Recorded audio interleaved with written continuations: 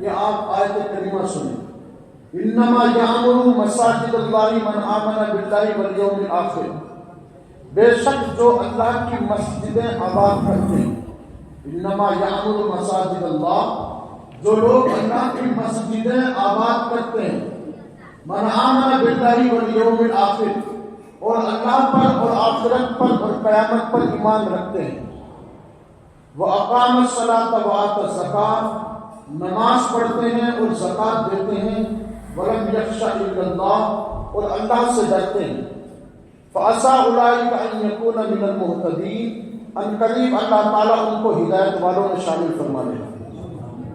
وہی نماز پڑھنا جنت کی کنجی، لیکن مسجدیں بنانا، مسجدوں کو آباد رکھنا، ان کو روشن کرنا، ان میں صفائی دینا، ان کا خیال رکھنا، ان میں پیسہ دینا اور ان کی ضرورتیں پوری کرنا، اس کو خوشبودار بنانا، یہ سب جنتی کام ہے اور ایمان کی نشانیاں ہیں۔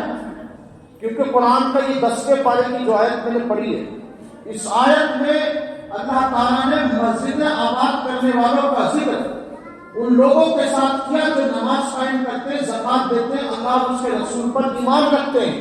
اس کا مطلب یہی ہے کہ اسلام کی عمارت کا جو پایا ہے وہ مسجدیں ہیں۔ جس نے مسجدوں کو آباد کیا، جس نے مسجدوں کو آباد کیا، ان میں روشنی کی، صفائی کی، ان کا خیال کیا، ان کو صفائی کیا، ان کے اخراجات کو پورا کیا، تو اللہ تعالیٰ نے ایسے لوگوں کو ہدایت والوں میں شامل فرما دیا۔ اور ہدایت کا دروازہ ہمارے اور آپ کے لیے اگر کوئی ہے تو وہ مسجد ہے، اس کے علاوہ کوئی اور دروازہ نہیں ہے۔ کیونکہ ہمارے نبی کے آنے سے پہلے جو موسیٰ علیہ السلام نے، عیسیٰ علیہ السلام نے اللہ کی عبادت کے لیے گھر بنائے، انہوں نے ان کے نبیوں کے جانے کے بعد اس کے اندر بت بنا دیے اور بت پرستی کرنے لگ گئے۔ بھئی موسیٰ علیہ السلام، عیسیٰ علیہ السلام، نوح علیہ السلام، جتنے اور نبی دنیا میں آئے ان کے جانے کے بعد ان کی امتوں نے شیطان کے بہکاوے میں آ کر اور ان کے دین سے پھر گئے اور بت پرستی کرنے لگ گئے۔ لیکن یہ اللہ کے نبی صلی اللہ علیہ وسلم کا احسان ہے اور ہماری خوش نصیبی ہے کہ ہم اس نبی پر ایمان لائے کہ جس نبی نے مسجد حرم کو اور مسجد نبوی کو تمام دنیا انسانیت کے لیے حرم شریف کا درجہ دیا اور فرما دیا کہ یہ مسجدیں تمہارے لیے تمہارے دین کا سکون ہے۔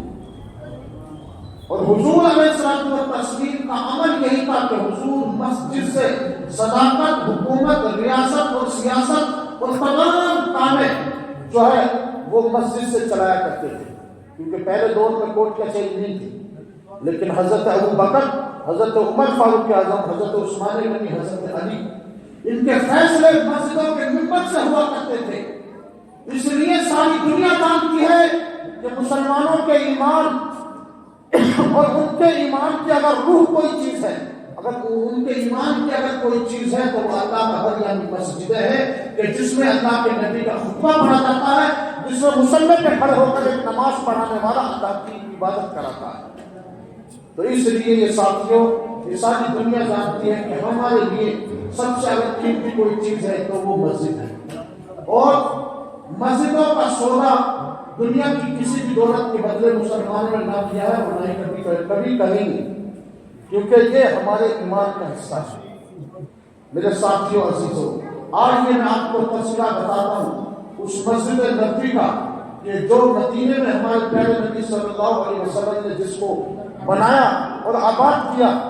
جب حضرت عمر فاروق اعظم رضی اللہ تعالیٰ عنہ کا دور آیا تو آپ نے مسجد کے اندر ایک قیمتی فرش یعنی پتھر کا بہت قیمتی فرش آپ نے لگوایا، اور لگوانے کے بعد جب لوگ آتے تو اس میں خوشی اور مسرت محسوس کرتے، کیونکہ ان کو معلوم تھا کہ مسجدیں آباد کرنا، ان میں فرش لگانا، دیواریں بنانا، لائٹ روشنی کا انتظام کرنا، یہ اہل ایمان کی پہچان ہے۔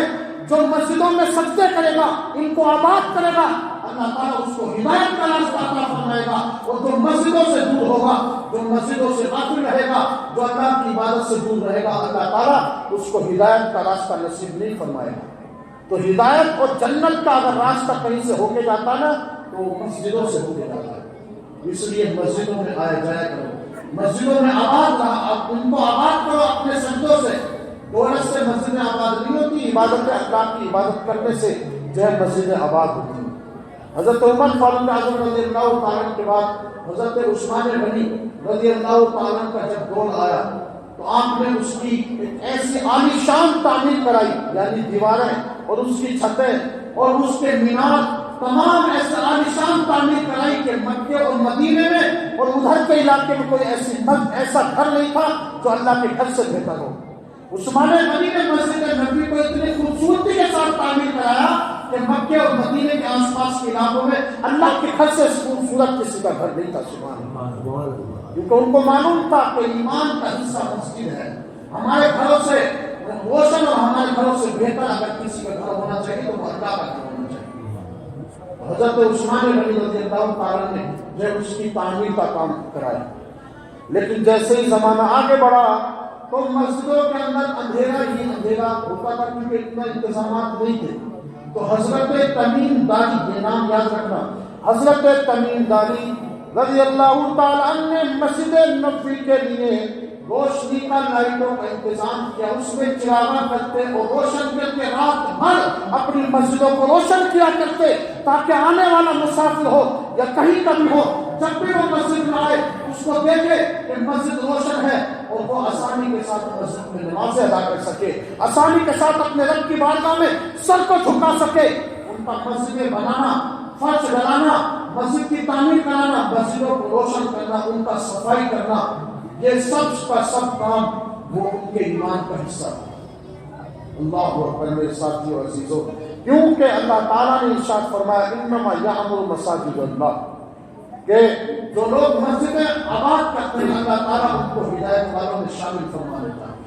لیکن میرے ساتھیو عزیزو، آج کے دور میں آپ دیکھ لیں، مسلمان آج مسجدوں میں صفائی کرنا، ان کی روشنی کا انتظام کرنا، اپنے ہاتھ سے جھاڑو دینا اپنی توہین سمجھتا ہے کہ میں کیوں لگاؤں۔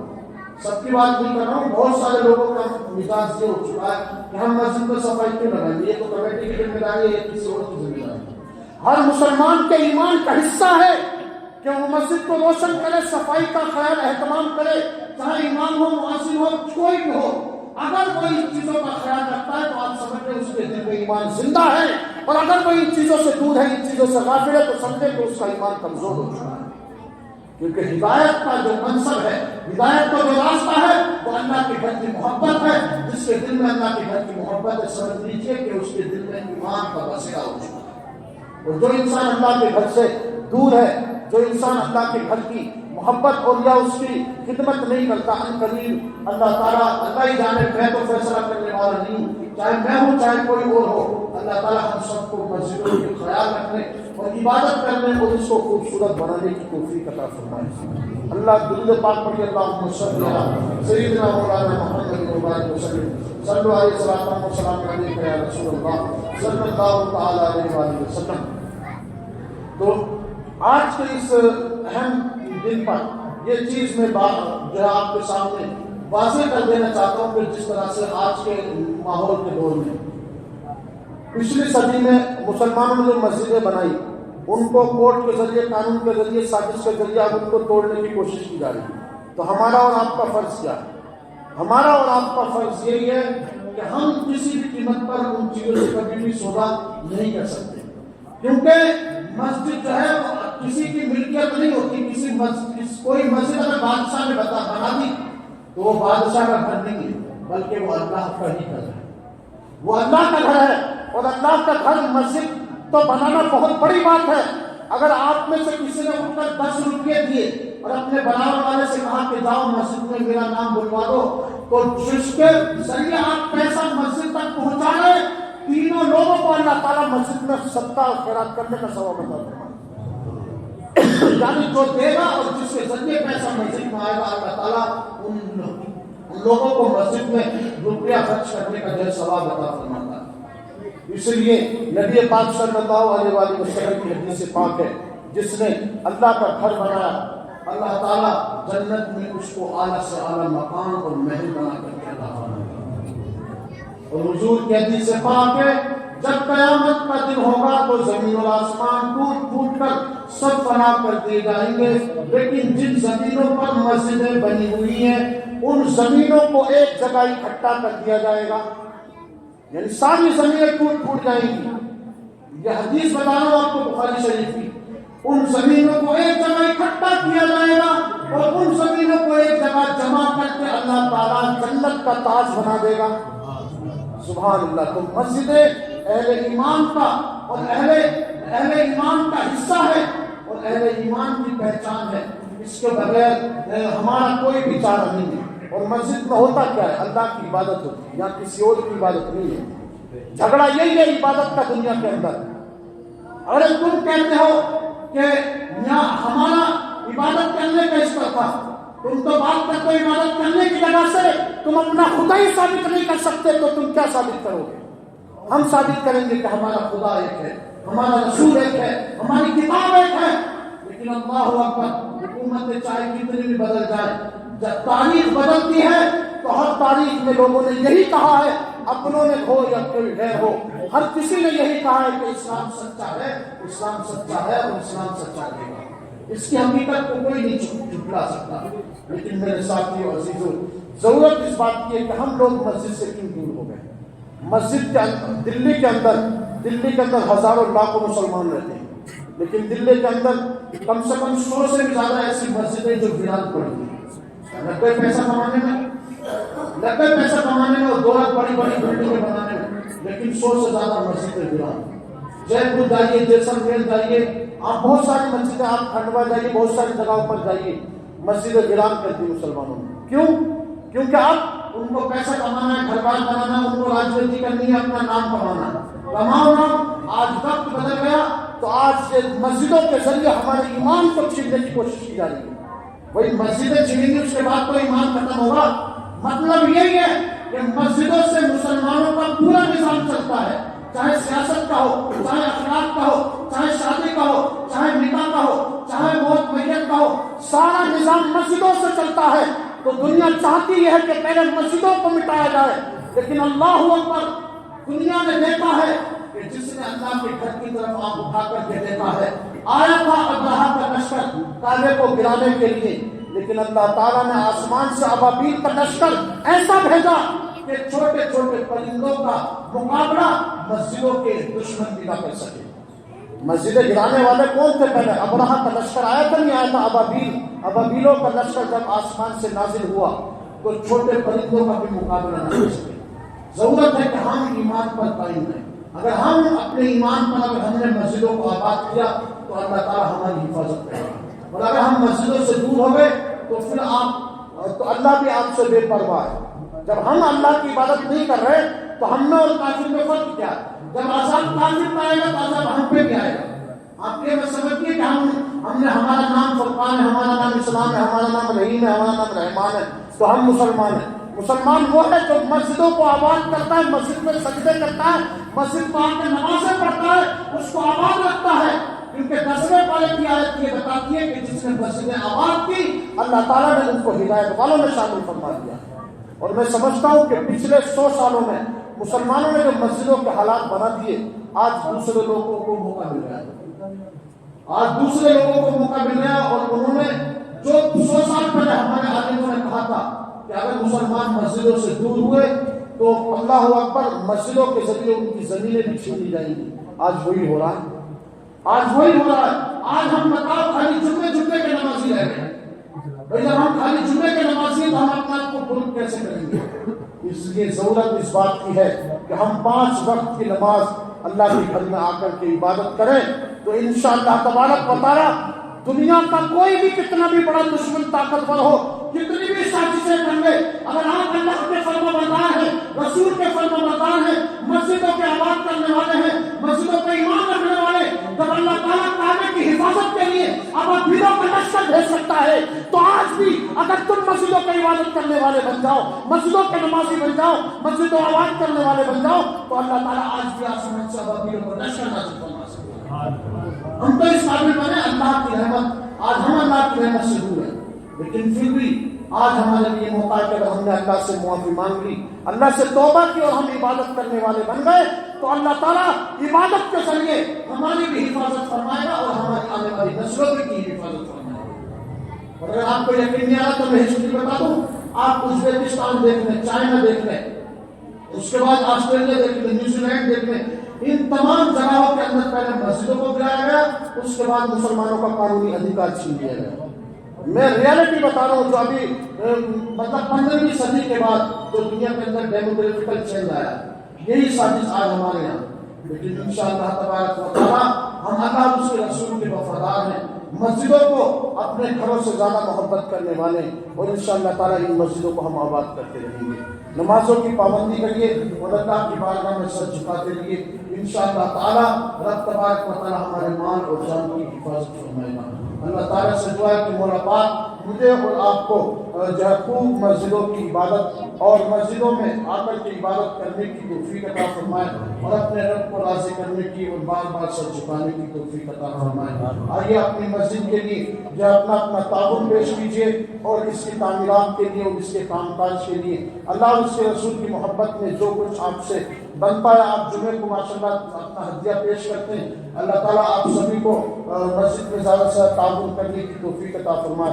یہ 500 روپے ہر سب لڑکے پیش کریں، اللہ تعالیٰ ان کے صدقے قبول فرمائے، ان کو دونوں جہان کی نعمتوں سے مالا مال فرمائے، اور 200 روپے شاہد صاحب پیش کریں، اللہ پاک ان کے صدقے قبول فرمائے، اور ان کو دونوں جہان کی نعمتوں سے مالا مال عطا فرمائے، اور 100 روپے ہمارے بھائی پیش کریں، اللہ پاک ان کے صدقے قبول فرمائے، اور 200 روپے ہمارے بھائی پیش کریں، اللہ پاک ان کے صدقے قبول فرمائے، اور یہ 200 روپے نور محمد صاحب پیش کریں، اللہ پاک ان کے صدقے قبول فرمائے، 100 روپے ہمارے بھائی پیش کریں مسجد میں، اللہ تعالیٰ ان کے صدقے قبول فرمائے، اور 100 روپے ہمارے بھائی اور مسجد میں پیش کریں، اللہ تعالیٰ ان کے صدقے قبول و منظور عطا فرمائے۔ ماشاءاللہ 200 روپے ہمارے بھائی محمد صاحب پیش کریں، اللہ پاک ان کے صدقے قبول فرمائے، 200 روپے یہ جناب مسجد میں پیش کریں، جناب صاحب اللہ تعالیٰ ان کے صدقے قبول فرمائے۔ اچھا مرحوم کے لیے 100 روپے پیش کر رہے ہیں رفیق چچا صاحب، اللہ تعالیٰ ان کے صدقے قبول فرمائے، اور ان کو دونوں جہان کی نعمتوں سے مالا مال عطا فرمائے۔ اور اچھا حسین پٹیل صاحب کے احسان ثواب کے لیے مسجد میں پیش کریں، ان کے صاحبزادہ اللہ تعالیٰ ان کے والد گرامی کی قبر پر رحمت العود کی بارش عطا فرمائے، اور یہ آمین صاحب میڈیکل والے 500 روپے مسجد کے لیے پیش کریں، اللہ تعالیٰ ان کے صدقے قبول فرمائے، اور ان کو دونوں جہان کی نعمتوں سے مالا مال عطا فرمائے۔ اور ماشاءاللہ 500 روپے اور 500 روپے ہمارے جناب گولو صاحب پیش کر رہے ہیں، اللہ تعالیٰ ان کے صدقے قبول فرمائے، اور ان کو دونوں جہان کی نعمتوں سے مالا مال فرمائے۔ اچھا مرحوم شمس الدین کے احسان ثواب کے لیے 100 روپے یہ بچہ پیش کرے، اللہ تعالیٰ ان کے مرحوم کی قبر پر رحمت الموت کی بارش عطا فرمائے، اور ان کو دونوں جہان کی نعمتوں سے مالا مال فرمائے۔ اور 1000 روپے ماشاءاللہ کی دعائیں ہندوستان والے پیش کرے مسجد میں، اللہ تعالیٰ ان کے صدقے قبول فرمائے، اور 500 روپے یہ 500 روپے بھائی اور مسجد کے لیے اللہ تعالیٰ ان کے صدقے قبول فرمائے، اور ان کو دونوں جہان کی نعمتوں سے مالا مال عطا فرمائے۔